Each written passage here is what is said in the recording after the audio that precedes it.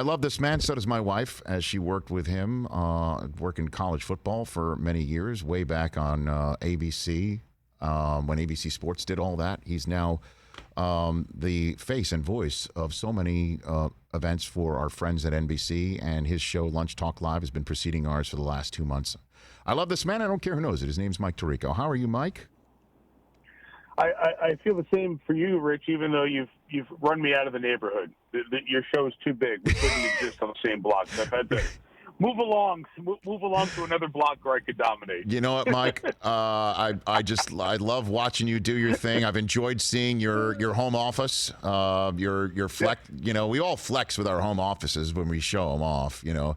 Did you say you had a Ruzioni stick? Is that what you told me this one time? That's what's behind you back there?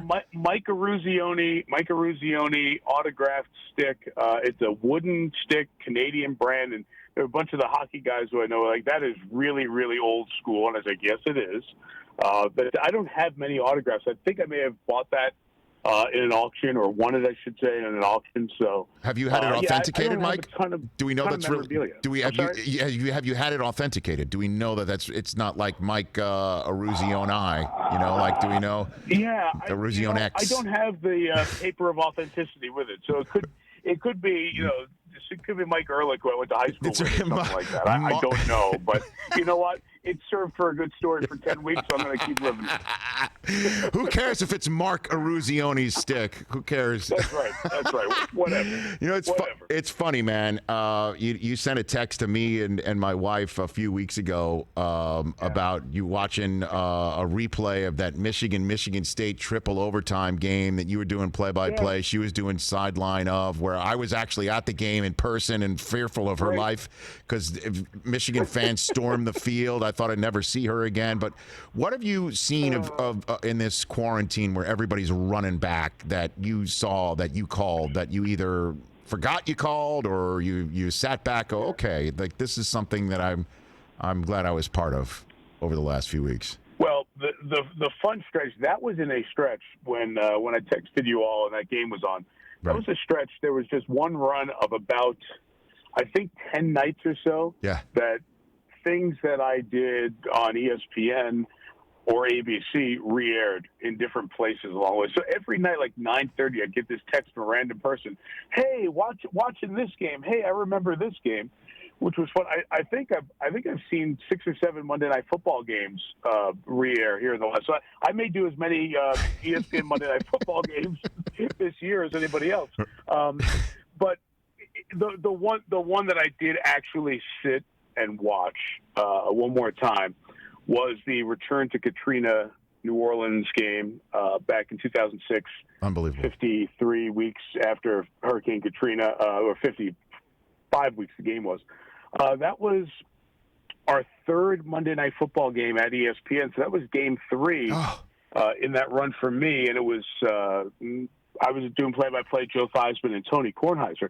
And I kind of watched the game afraid of watching it now 14 years later, because hopefully you get better at what you do 14 years after the fact. And I'm thinking, oh my God, I must have been terrible here. And the game was so enjoyable to watch. And I thought Tony was just the perfect person to have there that night. And the whole deal, soup to nuts, from the Steve Gleason block punt to the first game in the Dome for Drew Brees and Sean Payton as a head coach quarterback combo, to everything that was around it with U2 and Green Day doing a concert before the game. It was a cool experience, and that was the one that I went back and watched, that I just sat and absorbed the whole game and really looked back at it with great pride. Very little to do with me calling 3rd and 5 or whatever, but what everybody else did on the show, including Jay Rothman and Chip Dean, who were my producer-director for my 10 years at Monday Night Football and are great friends and are awesome at what they do. That was a great memory for me, and it was a nice part of looking back at all these encore broadcasts. Well, I was there that night with NFL Network. We brought the NFL Network crew there and did pregame and postgame there because it was such an important night. The commissioner, Paul Tagliabue, was there, and as we all know, he insisted that New Orleans not be abandoned. And I think that'll be discussed at length when the commissioner does get inducted into the Hall of Fame when that happens. Yeah. But I remember I was sitting next to Marshall Faulk, a native son of that great city, watching the coin toss. And everyone kind of disappointed that the Saints had to start on defense, right? That it was a big thing. Like, okay, here, we want to see Drew Brees. Here we go. Oh, okay, let's start on defense. And then on the second down, I think, Vic fumbles the ball. Ball's loose on the ground, and the place went crazy, but it rolled out of bounds. Correct.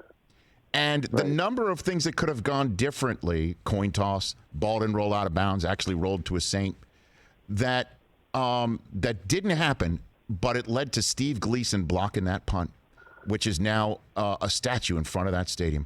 The statue. Unbelievable how things work out, right? You know, it was incredible. I remember, obviously, you don't want to get the game going. You don't want to step on stuff. There's so much other stuff going on. But it was one of those games where they open your microphone to the public address, so you are the PA announcer to introduce the national anthem. And I remember President Bush 41 was doing the ceremonial coin toss.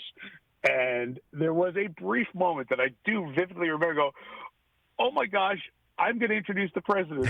I've never done this. Help. Don't screw this up. Whatever you do, say George Bush slowly. Don't screw this up. So, and then that cascade of events. And that's one of the reasons I watched the game back, Rich. A lot of the game after the Gleason punt block was a blur to me because of all the buildup and everything going in. You wanted to nail the on camera at the start of the game and all that stuff. So it was fun. You know, that night, Rich, I've talked about that night a little bit the last couple of weeks. And we've been asked a lot about why sports has become a significant part of the conversation post-protest here or as the protests have been going on. And I always was of the opinion that sports had more of a meaning than 3 minutes at the end of the local newscast or Section C of the newspaper. And maybe we were trying to justify our existence. But that night, I refer to all the time when I speak about sports because that night reminded me that sports has such a civic pride that almost nothing else carries. That night in the Superdome, there were white and black, and there were female and male, and every religion you could imagine. There are people who were this great big bouillabaisse, this great big stew, this great big collection of people who would identify themselves differently on a census box. They were all wearing New Orleans fleur-de-lis. They were wearing Saint stuff, and they were all there to celebrate. And that event showed the world New Orleans was ready to be open for business again, more than any event. And the orchestra or the ballet, they don't run around with New Orleans across their tuxedo or the blouse that they're wearing. But football players and basketball players do. And they represent civic pride in a community. And that night forever cemented to me, damn, I'm gonna be very defensive about what sports meaning is in our world. And I was glad I had that experience firsthand because I believe in it passionately. And I think we're seeing it with the actions from athletes and leagues and teams around the country and around the world right now. Well said, Mike. Here. No doubt about it. Mike Tirico here on the Rich Eisen Show. And just hearing what you had to say about, introducing the president. Stuart Scott and I were asked by George Bush's White House to do the play-by-play of T-ball. They used to hold T-ball games on the south lawn of the White House. And our assignment, however, was for late September in 2001. And obviously with 9/11 hitting, that got canceled. And when it came time to do it again, though, about a year later, Stuart couldn't do it. So I went and I was there. I said, I'm in. And they walked me through the run of show. And they're like, so here's a bunch of cards for you to read. And here's the first card for you to read. As soon as you see the president and the first lady walk down, read this card. Make sure you read it word for word. And I looked down at it. It's like, ladies and gentlemen, please welcome the president of the United States and Mrs. Laura Bush. And I thought to myself, that's okay. That's a piece of cake. What else you got for me? And I start looking else in the run of show. And it's time now. You stand up and they play Hail to the Chief. And then you look up and you see the president and the first lady walking down. And I'm like, holy crap, where's that card? Where's that card? Where's that card? I flipped out. Amazing how oh my God. Oh, it's amazing. It's amazing how your mind can process something big is going to happen that you don't want to screw up. And it's like anybody who plays golf okay, do you see the 40 yards of fairway to the right, or do you see the pond to the left? So keep the pond out of your mind. And the last thing, if your last thought is middle of the fairway, you usually okay. If your last thought is don't hit it there, don't put it in the water, that brings that fear to you that, oh my God, I'm going to make a massive mistake. So, I know what you were exactly feeling then. Those are the good times. Oh, man. Times, sure. And another story to tell you about, I know you'll enjoy, because I know you're great friends with Fowler. So the other night, Michigan and Colorado, 1994 is being replayed on ESPN, okay? Yes. And so I'm catching that, and I'm like, my son, 9-year-old, comes in the room, Dad, it's Michigan football. I'm like, well, first of all, it's from 1994, and plus, this does not end well. He goes, so we're not going to watch it? I'm like, well, watch it up to a point, So, but I'm seeing Fowler is zooming in from his home and doing some pre-taped interviews, I think with Tyrone Wheatley and with the why am I blanking on his quarterback's name? My gosh, with Cordell Stewart. Yeah, Cordell Stewart, right? So anyway, so he's doing these interviews and whatever. So I text him and I'm like, guess what's on ESPN right now that I'm watching? And he's like, what? And I'm like, Michigan's got the ball with 5 minutes left and a 12-point lead. And he writes back, oh, yeah, that's what's on right now. Oh, okay. He goes, I think the lead's safe. What are the chances? ? And I forgot as I hit send. I'm like, where did he go to school? I totally forgot. Right. Oh, my gosh. That's the reminder of what makes a sporting event special. And we've had a lot of them. You go back and you watch the encore presentation and you still want to see it, even though you know exactly the way it ends. It's like a good movie. I want to relive it again.